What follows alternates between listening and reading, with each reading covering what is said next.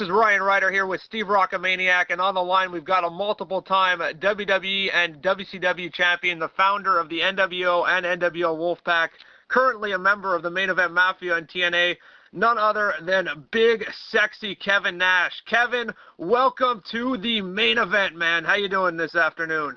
Good. How you guys doing? I'm doing great. Thanks for asking.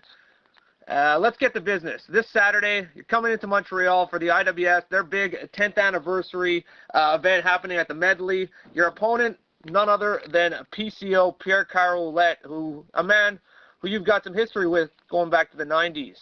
Maybe you could tell us your side of the story about that. I guess we just had a little disagreement in the ring, and it became pretty physical, and I don't think that I put it this way. I haven't got a Christmas card from him since. So. Well, apparently this whole thing stemming from a 1995 house show with him at the time he was Jean-Pierre Lafitte, and apparently he refused to do a job for you in a WWF title match at the time. And after that, his push kind of came to a halt, and eventually he was released from the company. How was it like? How was the tension backstage between you and him at that time? I mean, it wasn't only me. It was guys like Taker and everybody else. I mean, it was almost universal amongst the boys. That it was pretty unheard of that you didn't put the champion over. And I mean, in his defense, I mean, you know, he was young. He was in Montreal, and he had. I mean, there were a lot of people there that night to see him. So I mean, it just, you know, from a business standpoint, you know, it wasn't the right thing to do, and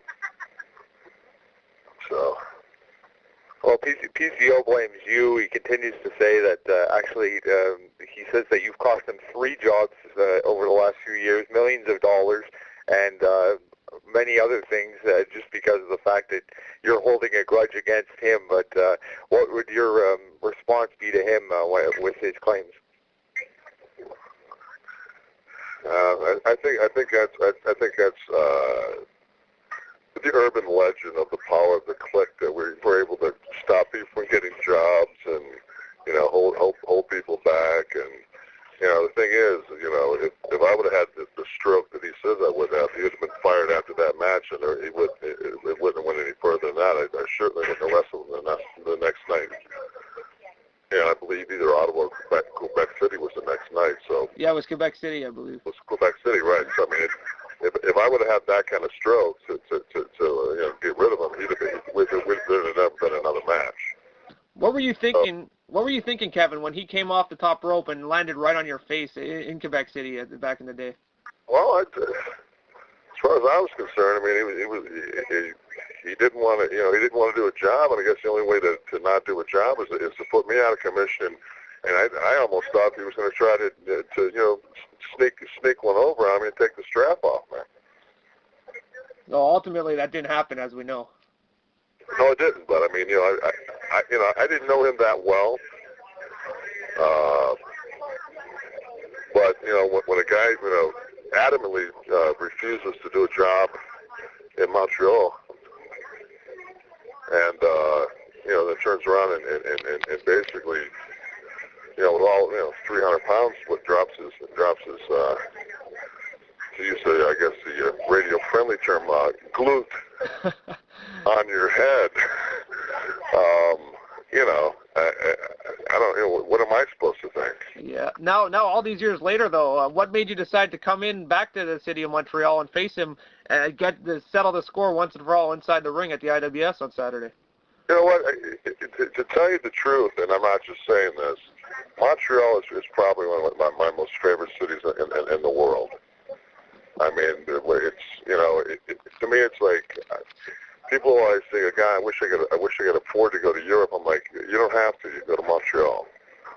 And it's like it's so different than like any place. I mean, the difference between Montreal and Toronto is just night and day. I mean, to me, just Montreal is one of those cities that just, you know, it's just like, let me get this right. I get a payday.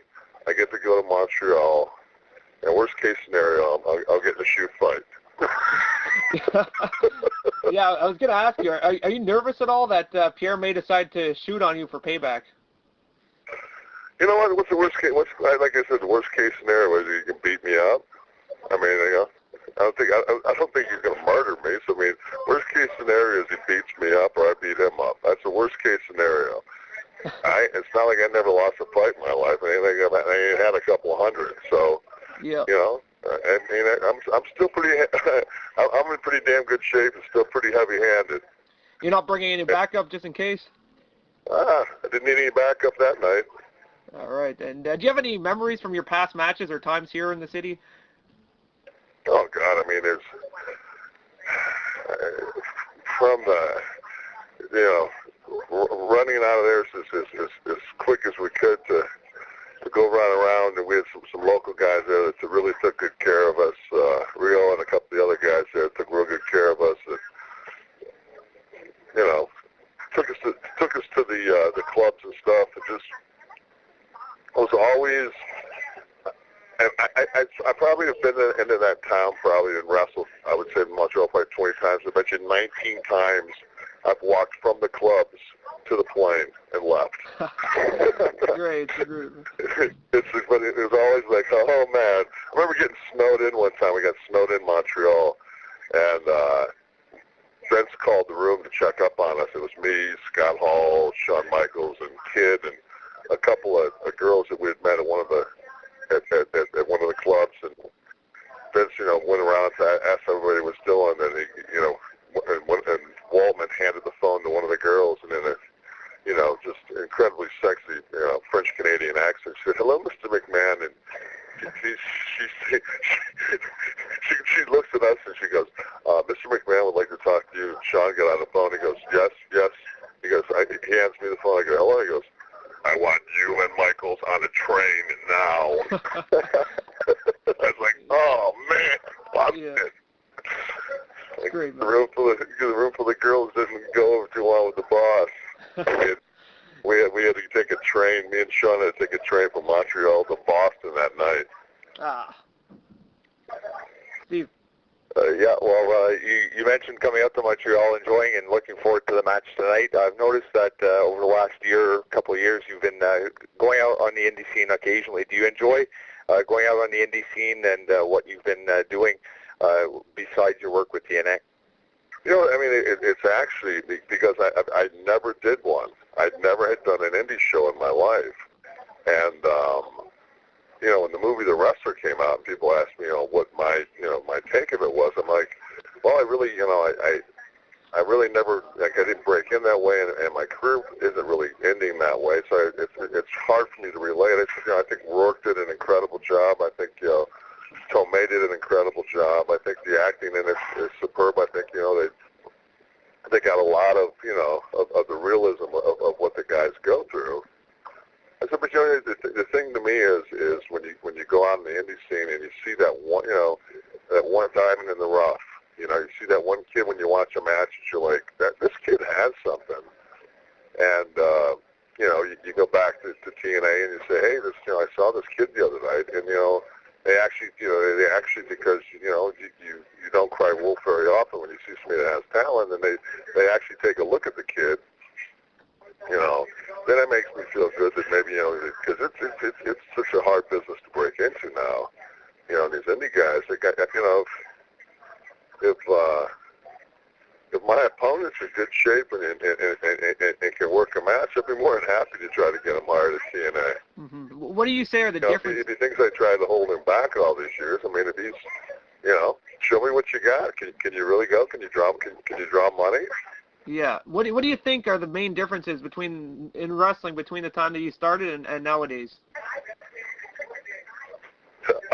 Nothing. Michaels and Taker stole WrestleMania. Yeah, good point right there. Before that, Hulk and Vince stole it. I mean, it just seems to me like, that they want everybody screams to get rid of the old guys and bring in the new guard, and it's just like, it's like anything else. I don't have any problem whatsoever with somebody taking my job.